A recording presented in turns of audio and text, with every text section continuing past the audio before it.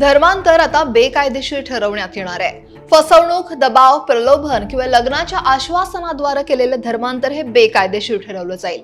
अशा प्रकरणांमध्ये जेल आणि लाखोंचा दंड सुद्धा असणार आहे. आणि शिवाय धर्मांतर करायचं असेल तर आधी जिल्हाधिकाऱ्यांना सूचना द्यावी लागणार आहे. कसा असेल हा नवीन कायदा जाणून घेऊयात. नमस्कार, मी अक्षरा चोरमारे आणि आपण पाहताय लोकमत.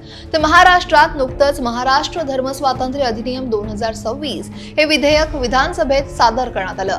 या विधेयकामुळे आता धर्मांतराच्या प्रक्रियेत मोठे बदल होणार आहेत. हे विधेयक गृहराज्यमंत्री पंकज भोयर यांनी शुक्रवारी विधानसभेत सादर केलेलं. दोनही सभागृहांची आता मंजुरी मिळाल्यानंतर हे विधेयक राष्ट्रपतींकडे मान्यतेसाठी पाठवलं जाईल आणि त्यानंतर राष्ट्रपतींची मंजुरी मिळाल्यावर हा कायदा राज्यात लागू होईल. या विधेयकानुसार धर्मांतर करू इच्छिणाऱ्या व्यक्तीनं 60 दिवस आधी जिल्हाधिकाऱ्यांकडे आपला हेतू जाहीर करणं बंधनकारक असेल. धर्मांतर पूर्ण झाल्यानंतर 21 दिवसांच्या आत घोषणापत्र सादर करावं लागेल. सूचना प्राप्त झाल्यावर संबंधित जिल्हाधिकारी कार्यालय ती सर्व सार्वजनिक करेल आणि 30 दिवसांच्या आत हरकती मागवेल. त्यानंतर धर्मांतराचा उद्देश आणि कारणांची पोलीस चौकशी होईल आणि त्यानंतर उचित कार्यवाही केली जाईल. धर्मांतराच्या प्रक्रियेत सल्ला देणं, प्रोत्साहन देणं, व्यवस्था करणं, कागदपत्रांवर सही करणं किंवा अप्रत्यक्षरित्या मदत करणं अशा कोणत्याही प्रकारे सहभागी झालेल्या व्यक्तीलाही सहभागी मानलं जाईल आणि त्यांच्यावर सुद्धा कारवाई होईल. या प्रकरणांमध्ये धर्मांतर घडवून आणणाऱ्या व्यक्तीवर किंवा संस्थेवरच या पुराव्याची जबाबदारी ठेवण्यात आली आहे. विधेयकात असंही नमूद करण्यात आलंय की बेकायदेशीर धर्मांतराशी संबंधित विवाहातून जन्मलेल्या मुलांची देखभाल आणि पालकत्व हे पीडित व्यक्तीला दिले जाईल आणि तसंच अशा प्रकरणांमधील पीडितांच्या पुनर्वसनाची जबाबदारी ही राज्य सरकारवर राहील. या कायद्याचं उल्लंघन करणाऱ्यांना कडक शिक्षेची तरतूद सुद्धा आहे. साध्या प्रकरणात 7 वर्षांपर्यंत कारावास आणि 1 लाख रुपयांपर्यंत दंड. महिला, अनुसूचित जाती, अनुसूचित जमाती किंवा मानसिकदृष्ट्या असमर्थ व्यक्तींच्या बाबतीत 7 वर्षांपर्यंत कारावास आणि 5 लाख रुपयांपर्यंत दंड. सामूहिक धर्मांतर किंवा संस्थांच्या सहभागाच्या प्रकरणात समान कठोर शिक्षा.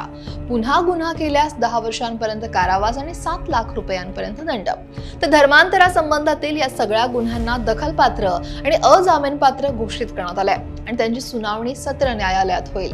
विशेष म्हणजे धर्मांतर घडवून आणणाऱ्या व्यक्तीवर किंवा संस्थेवरच त्या पुराव्याची जबाबदारी असेल. या विधेयकाच्या उद्दिष्ट आणि कारणांच्या निवेदनात राज्य सरकारनं स्पष्ट म्हटलंय की जबरी, फसवणूक किंवा प्रलोभन देऊन होणाऱ्या धर्मांतराच्या घटना वाढतायत. काही संस्था संघटित पद्धतीनं अशा घटना घडवत असल्याचंही सरकारनं इथं नमूद केलंय. सरकारच्या मते काय तर गिफ्ट, पैसे, नोकरी, मोफत शिक्षण, लग्नाचं आश्वासन, चांगल्या जीवनशैलीचं प्रलोभन किंवा दैवी उपचार अशा दाव्यांद्वारे असुरक्षित, आर्थिकदृष्ट्या दुर्बल लोकांना धर्मांतरासाठी प्रवृत्त केले जात असल्याच्या घटना या समोर येत आहेत. जर हे विधेयक मंजूर झालं तर यूपी, मध्य प्रदेश, गुजरात, कर्नाटक, तमिळनाडू यांसारख्या राज्यानंतर अशा प्रकारचा कायदा करणारं महाराष्ट्र हे किमान 10वं राज्य ठरेल. या विधेयकात लग्नाच्या नावाखाली फसवणूक, दबाव, खोटं आश्वासन किंवा अन्य फसवे मार्ग वापरून केलेलं धर्मांतर सुद्धा हे बेकायदेशीर मानलं जाईल.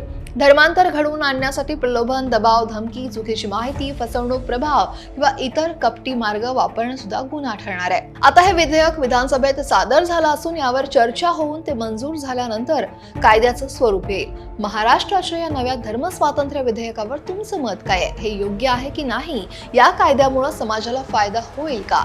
कमेंट नक्की करा आणि लोकमत सबस्क्राईब करायला विसरू नका.